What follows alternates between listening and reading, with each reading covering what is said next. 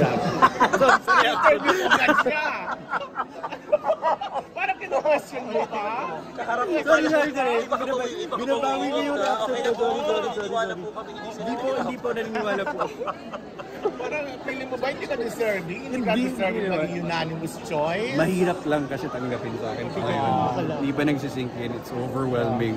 And mahirap talaga tanggapin para sa akin na mangyari to ngayon. After everything, you know, it's the first time I've ever been recognized for anything I've done in acting. And to think na huli pa siyang entry, parang saling pusa lang. Yun nga eh. Diba? Kudos rin sa team namin kasi, di ba, given the time constraint, I mean, it still work, di ba? Yun. So, nung kanina, nung bago tawagin, nakaramdam ka ba ng pressure? Kasi nga ang daming magagaling. Kaninang umaga pa kami nandito kasi nanood kami ng Rookie tsaka ng Iti.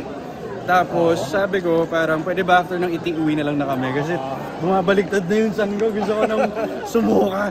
Sabi hindi, pinupush na ako ng partner ko ni Isa kanina pa na hindi, manood lang tayo. Tapos sinabihan din ako na parang syempre to stay for the team, for our director and the producers. So, yun.